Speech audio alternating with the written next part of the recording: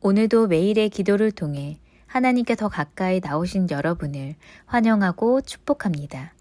오늘도 주님과 동행하는 하루 되시기 바랍니다. 주님과 친밀한 교제를 갖는 시간 되시길 기도합니다. 오늘 하나님께서 우리 가운데 주시는 말씀입니다. 사무엘하 12장 24절 말씀입니다. 함께 읽을까요? 시작. 다윗이 그의 아내 밧세바를 위로하고 그에게 들어가 그와 동침하였더니 그가 아들을 낳음에 그의 이름을 솔로몬이라 하니라. 여호와께서 그를 사랑하사. 아멘. 자, 오늘 성경은 우리 가운데 이 본문의 말씀을 통해서 세 가지를 얘기합니다. 첫째는 회개하는 겁니다. 두 번째는 위로하는 거고요. 그리고 사랑하라 이렇게 말합니다. 자, 오늘 이 본문의 말씀을 우리가 함께 보기 전에 오늘 성경을 보면 이 하나님 품으로 파고드는 다윗에 대해서 성경은 분명히 기록하고 있습니다. 자, 그러니까 우리 가운데 정말 중요한 게 이건데 이게 잘 안 되는 것 같아요. 하나님 품으로 파고드는 거. 이게 잘 안 되는 것 같아요. 왜냐하면 어떤 문제가 있으면 하나님 품으로 파고들어서 그 문제를 이겨야 되는데 근데 우리는 그 문제를 자꾸 묵상한다는 거죠. 자, 다윗과 골리앗이 딱 전쟁 가운데 있을 때 사실 다윗은 어린 10대였거든요. 네, 이스라엘의 법상 나이가 차야지만이 전쟁에 참여할 수 있어요. 그러니까 아직 어린 아이인 겁니다. 근데 이 다윗은 하나님 품으로 파고들어서 골리앗을 보니까 골리앗이 아무것도 아닌 거예요. 근데 형들은요, 사울 왕은요, 하나님 품이 아니라 나를 의지하니까 골리앗이 너무 커서 전쟁에 나갈 수가 없는 거예요. 여러분, 저는 오늘 이 아침 이 시간 우리 온라인으로 예배하는 사랑 지체되기도 축복합니다. 여러분, 죄에 허우적대지 마시고 문제에 허우적대지 마시고 문제 가운데 빠져서 낭망하지 마시고 하나님 품으로 파고드시기를 주의 이름으로 축원하겠습니다. 여러분, 그 마음으로 살아내는 거예요. 제가 또 오늘 광고 시간을 잊어버릴까 봐 미리 광고하지만 오늘 저녁부터 시작해 3일간 우리가 웨슬리 집회가 있습니다. 그래서 제가 이제 그 주무 총무기 때문에 뭐 강사님을 모시러 가고 모셔오고 또 끝나고 나면 다시 강사님을 모셔다 숙소에 드려야 되고 다시 와서 다음날 새벽을 예배를 인도해야 되니까 우리 성도님들 가운데서 목사님을 걱정하는 분들에게 전혀 괜찮습니다. 왜냐하면 저도 은혜 받는 시간이거든요. 네, 이게 막 예배를 인도할 때는 사실 조금 어려운데 그때는 좀 어려운데 여러분 은혜를 받는 시간이니까 저도 괜찮아요. 저는 오늘 이번에 되게 기대해요. 왜냐하면 에스라서를 통해서 이 무너진 성벽이 재건되는 것. 그러니까 사실 어쩌면 지금 우리 가운데 가장 필요한 것이 아닐까. 여러분, 많은 가정이 무너졌다라고 말하거든요. 근데 이게 이 상황이 무너질 수밖에 없는 상황이 있는 거예요. 어제도 우리 기도자가 기도했던 것처럼 여러분 재정적인 문제가 지금 너무 어려워요. 대부분의 분들이 뭐라고 얘기하냐면 IMF 때보다 더 어렵다고 얘기합니다. 차라리 코로나가 막 한창일 때는 코로나 끝나면 괜찮겠지 했는데 코로나가 끝나도 어려우니까 이게 더 어려운 상황을 지금 맞이하고 있는 거예요. 이때 우리가 기대하는 것이 뭘까? 여러분, 교회들이 지금 어렵다고 얘기합니다. 여러분, 하루에 10개의 교회가 없어진다고 얘기하거든요. 하루에 10개의 교회가 없어지면 1년이면 몇 개냐면 대략적으로 3,000개에서 4,000개가 없어진다고 얘기하는 겁니다. 그렇게 어려운 시대를 살아가고 있는 거예요. 근데요, 저는 확신해요. 그것은 뭐냐면 하나님이 다시 시작하게 하실 것이다. 여러분, 그게 이번에 주제거든요. 오늘 다윗처럼 말입니다. 여러분, 다윗이 무너져서 일어날 수 없었어요. 네. 그런데 이 다윗이 죄에 빠져서 허우적대는 게 아니라 그가 하나님 품으로 다시 파고들어요. 여러분, 우리 막 그런 마음 들 때가 있거든요. 우리가 더러운데 어떻게 하나님 품으로 가? 하나님은 괜찮으세요. 하나님 품으로 파고드는 순간 우리의 죄가 사라지는 거거든요. 자, 그러면서 오늘 성경은 우리 가운데 하나님의 사람은 어떻게 행동해야 하는가를 보여줍니다. 자, 오늘 다윗의 모습을 통해서 하나님은요, 우리가 하나님의 사람으로서 어떻게 행동해야 하는가를 보여주고 있는 겁니다. 여러분, 우리가 기억해야 되는 것은 우리가 만약에 정말 하나님의 사람이라면 여러분, 내가 아무것도 아닌 것을 좀 인정해야 하는 것이 필요합니다. 우리가 그런 얘기 하거든요. 목사님, 제가 이렇게 더러운데 또는 제가 이렇게 연약한데 하나님 품으로 파고드는 것이 맞을까요? 아니, 그 생각 자체가 틀린 겁니다. 우리는 원래 그런 겁니다. 우리는 원래 낭망하고 좌절하는 겁니다. 바울이 고백하는 것처럼 나는 죄인이다. 후에 그가 고백하는 것처럼 나는 죄인 중에 기수다. 그게 그냥 우리인 거예요. 우리는 아무것도 아니지만 완전하신 하나님 품으로 파고드는 거. 그게 우리가 해야 하는 일인데 근데 우리는 자꾸만 내가 뭔가를 하려고 하는 겁니다. 네, 착각하는 거죠. 저는 늘 생각하거든요. 네, 어떤 생각을 하냐면 내가 목사인 거 아무것도 아니다라는 겁니다. 내가 목사인 거 아무것도 아니라는 겁니다. 약간 자존심 상하지만 참 맞는 말씀이라고 생각하는 것이 오늘 저희 어머니께서 저희 딸에게 얘기하는데 그런 얘기 하는 거예요. 주혜야, 주혜야, 네 아빠가 목사인 거 믿지 말고 네 믿음은 네가 지켜야 된다. 맞는 말인데 굉장히 기분이 좀 약간 그렇더라고요. 네, 근데 맞는 말이잖아요. 우리가 무엇이 간대? 우리가 장로요, 우리가 목사요, 우리가 집사요, 우리가 권사요, 우리가 10년, 20년 된 믿음의 사람이 의미 없다라는 거죠. 그러면 어떻게 행동해야 할까? 자, 첫 번째는요, 하나님 품에서 회개하는 것, 이게 먼저 요구된다라는 겁니다. 여러분, 하나님의 사람들은 날마다 회개해야 되거든요. 근데 우리가 회개하지 않아요. 왜냐하면 요 정도 죄는 죄가 아닌 거죠. 여러분, 혹시 여러분의 마음 가운데 목사님 저는 어제 회개하지 않았어요 라는 분이 계시다면 제가 한번 얘기해 볼까요? 혹시 어제 여러분의 마음 가운데 미워하는 마음이 있었던 적 없으세요? 다른 사람과 비교하는 마음이 있었던 적 없으세요? 여러분, 운전을 하다가 마음속에 울컥하는 때 없으셨어요? 여러분, 하나님은 우리 가운데 날마다 회개하기를 원하시거든요. 그러니까 날마다 회개라는 것이 막 울고불고가 아니라 회개는 뭐냐면 돌이키는 거잖아요. 그러니까 날마다 구별된 삶으로 나아가는 거잖아요. 이게 회개거든요. 내 언어가 조금 더 부정직했고 내 언어가 옳지 않았을 때 그때 회개하는 거거든요. 아, 내가 이렇게 하면 안 되지. 여러분, 우리가 욱해서 사람들의 마음을 좀 불편하게 하고 나서 우리 마음 가운데 다시금 돌이키는 거죠. 아, 내가 욱하는 나의 이런 행동 때문에 내 가족이 혹은 누군가가 불편하면 안 되지. 이게 회개인 거거든요. 여러분, 회개는요, 하나님 품으로 파고드는 거예요. 하나님 품으로 파고드는 거. 여러분, 우리가 위대한 삶을 살기 때문에 위대한 일이 일어나는 것이 아니라 하나님 품으로 파고들 때 위대한 일이 일어나는 거예요. 저는 성경을 보면서 제일 제가 좋아하는 구절 중에 하나가 뭐냐면 엘리야에 대한 고백인데요. 성경은 엘리야에 대해서 뭐라고 기록하냐면 엘리야는 우리 표현을 하면 우리와 성정이 같은 사람. 즉 엘리야는 우리와 똑같은 사람이지만 그가 기도할 때 하늘의 문이 열리고 비가 내리고 그가 기도할 때 하늘의 문이 닫혔다라는 표현이 나오거든요. 여러분, 그 이유가 뭐가 있냐면 하나님 품으로 파고들었기 때문이라는 거예요. 여러분, 우리가 어쩌면 엘리야보다 나을 수 있습니다. 네. 왜냐면 엘리야가 하나님 앞에서 뭐라 그래요? 네, 이세벨의 사건 다음에 나 죽고 싶다고 막 이러잖아요. 이거 완전 불효잖아요, 불효. 우리는 최소한 그러진 않잖아요. 하나님 앞에서 하나님 진짜 죽여주세요라고는 안 하잖아요. 막 얘기하고 나 죽여주세요 막 이렇게 얘기하거든요. 근데 놀라운 점은 뭐냐면요, 우리랑 다른 점은 하나님 품으로 파고들어서 그 얘기를 하는 거예요. 우리는 사람들 앞에 가서 얘기하잖아요. 나 너무 힘들어 죽겠다고, 나 아프다고 힘들다고 얘기하잖아요. 여러분, 이 천주교에서는요 신부라고 표현하잖아요. 여러분, 영적 아버지라고 표현하잖아요. 그 이유 중에 하나는 뭐냐면 그 신부에게 가서 고해성사를 할 때 그냥 하나님 품으로 나가기를 원하는 거예요. 여러분, 교회에서 권사님께, 집사님께, 장로님께 혹은 목사에게 우리의 기도 제목을 나누고 우리 아픔을 나누는 것은요 하나님께 나아가는 거잖아요. 그런데 그게 아니라 세상에 나가서 술 마시면서 뭐 용서하고 드리시를 담배 피면서 그러면서 사람들과 함께 고난을 나누고 이야기를 하고 그러면서 변화가 있을 거라고 착각하잖아요. 아니에요, 여러분. 저는 우리의 공동체가 하나님 품으로 파고드는 공동체. 여러분, 권사의 직분이 뭡니까? 여러분, 권사의 직분은 집사님들이 기도의 제목을 나누고 싶은데 내가 어떻게 될지 모를 때 권사님께 찾아가서 기도를 부탁하는 사람이 권사거든요. 여러분, 집사가 어떤 사람입니까? 집사는요 정말 누군가가 어렵고 힘들 때 젊은 지체들 오면서 기도해 주는 거, 이게 집사거든요. 여러분, 그냥 우리가 뭐 잘난 걸 보여주는 것이 아니라 그냥 늘 어려운 문제 가운데 하나님 품으로 파고드는 걸 보여주잖아요. 그 어느 순간 우리 젊은이들도 그렇게 하나님 품으로 파고드는 겁니다. 여러분, 그래서 바로 이 회개하는 것이 필요한 거예요. 여러분, 저는 오늘 우리의 마음 가운데 그래, 오늘도 나는 혹시 나의 언어를 볼 때마다 돌이키겠다, 구별된 삶을 살겠다. 여러분, 회개를 다짐하시기를 주의 이름으로 축원하겠습니다. 두 번째로 하나님의 사람은요 위로한다라는 겁니다. 여러분, 이게 필요해요. 이게 필요해요. 여러분, 성경을 보고 나서 다윗은, 요셉은, 다니엘이 아니라 성경에서 우리의 모습을 봐야 되는 겁니다. 나는 위로하는 사람인가?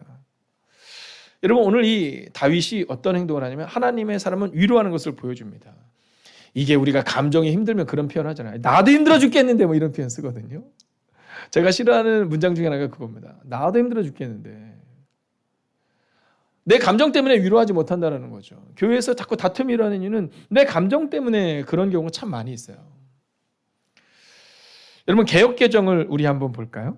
자, 같이 한번 읽어보겠습니다. 성경을 읽겠습니다. 시작. 다윗이 그의 아내 밧세바를 위로하고. 여러분, 지금 오늘 이 말씀 이전에 어떤 일이냐면 다윗이 하나님께 징계를 받잖아요. 아들이 죽습니다. 여러분, 너무너무 큰 슬픔 가운데 있는 거예요. 백성들 앞에 부끄러운 행동이 드러난 겁니다. 여러분, 그 정도 되면요, 자기 감정 추스려야 된다 뭐 이럴 거거든요. 근데 다윗이 그의 아내 밧세바를 위로해요. 여러분, 내 감정을 넘어서는 그 위로가 있는 겁니다. 하나님의 삶의 특징인 겁니다. 그래서 저는요, 오늘 우리의 마음 가운데 위로의 아들, 위로의 딸. 여러분, 위로의 아들, 위로의 딸. 여러분, 그 은혜가 우리 가운데 있으면 좋겠어요. 여러분, 이 시대에 위로의 사람이 교회에 있다. 이거 정말 축복인 거거든요. 여러분, 위로의 딸이 교회에 있다. 이거 정말 축복인 거거든요. 내 감정이 아니라, 내 상황이 아니라 위로의 사람. 여러분, 저는 여러분들을 딱 부를 때 사람들의 마음보다 물론 그렇게 부르겠죠. 뭐 예를 들어서 양남의 집사님 이렇게 부르겠죠. 그런데 집사님이라는 그 칭호보다 저분은 나를 위로하는 분, 나를 위해서 기도하는 분. 여러분, 그런 기억으로 우리의 기억에 남으면 좋겠어요. 저 어렸을 때 그랬거든요. 저 어렸을 때요, 제가 엄청 개구졌거든요. 네, 진짜 정말 너무너무 개구졌어요. 그래서 오죽하면 선생님들이 막 우리 중기를 누가 맡을 것이냐를 초등학교 1학년 때부터 6학년 때까지 그랬다 그러더라고요.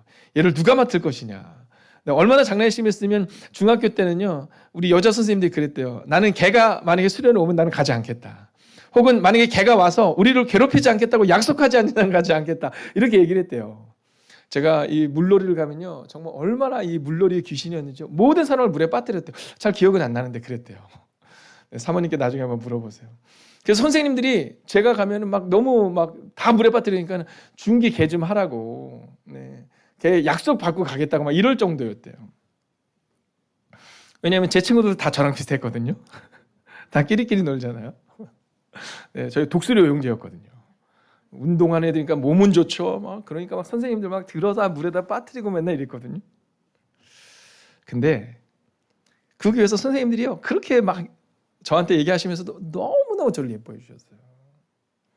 제가 왜 교회 가는 것이 좋았을까 생각하면요, 교회 가면 어른들이 늘 머리를 쓰다듬어요. 우리 중기 이 다음에 훌륭한 목사가 될 거야. 제가 봐도 아니거든요. 제가 봐도 훌륭한 목사 안 될 것 같거든요. 이렇게 살아도 되나 이러는데 어른들은 늘 그렇게 얘기해 줬어요. 우리 중기는 내일은 더 멋진 사람이 될 거야. 선생님들이 늘 축복.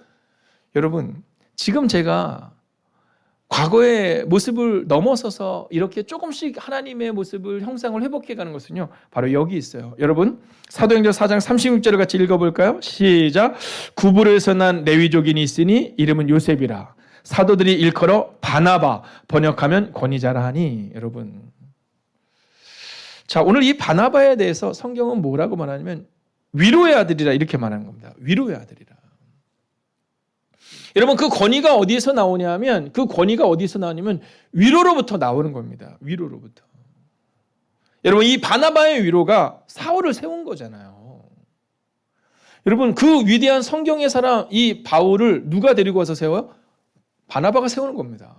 여러분, 바나바가 없었으면 어쩌면 바울의 그 위대함은 없었을 수 있어요. 그래서 하나님이 미리 이 바나바를 준비시키신 거예요.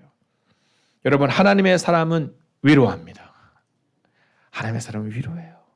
오늘 우리의 마음 가운데 오늘 하루를 그렇게 위로하는 사람으로 살아내셔야 한다라는 거죠.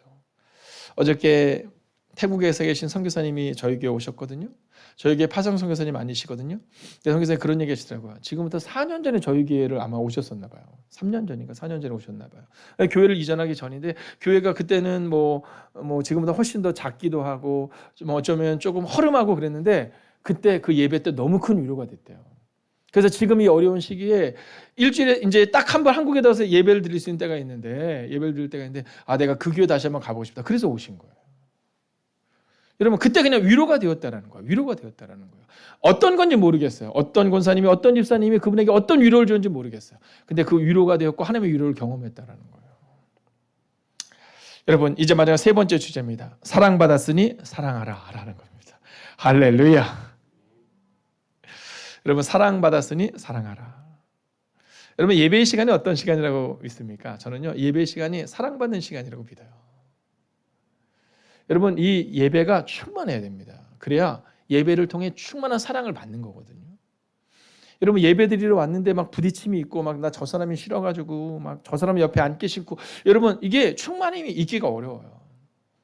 그러니까 예배를 통해서 우리는요 사랑을 받는 게 필요합니다. 그래야 사랑할 수 있어요. 여러분 성경을 같이 한번 읽어볼까요? 함께 있습니다. 시작. 그가 아들을 낳음에 그의 이름을 솔로몬이라 하니라 여호와께서 그를 사랑하사 이렇게 말해요. 여러분 성경을 보세요. 여러분 이 위로의 시간이 지나고 나니까 회개의 시간이 지나고 나니까 하나님의 사랑이 그곳에 흘러 넘쳐요. 솔로몬의 이름을 여디디에라 부르며 하나님의 사랑이 그곳에 임해요. 여러분 그 이유가 어디 있습니까? 어떻게 이 다윗이 위로할 수 있었을까요? 단순하고 명료합니다. 다윗이 하나님께 위로를 받은 거예요. 그러니까 위로할 수 있는 겁니다. 다윗이 어떻게 사랑할 수 있습니까? 여러분 세 번째 주제입니다. 사랑받았으니까 사랑할 수 있었던 겁니다. 저는 새벽마다 기도합니다. 하나님 이 새벽의 시간을 통해 우리 사랑하는 성도님들이 또 매일의 기도를 시간을 통해 우리 사랑하는 지체들이 하나님의 사랑을 충분히 경험하게 하셔서 그 흘러넘치는 사랑으로 사랑하게 하소서. 여러분 그래서 오늘 저는 여러분에게 이제 마지막으로 선언하고 선포합니다. 오늘 삶의 자리에서 사랑받고 사랑하십시오. 기도할까요? 우리 한번 이렇게 기도하기 원합니다. 하나님 사랑하기 원합니다. 위로하기 원합니다.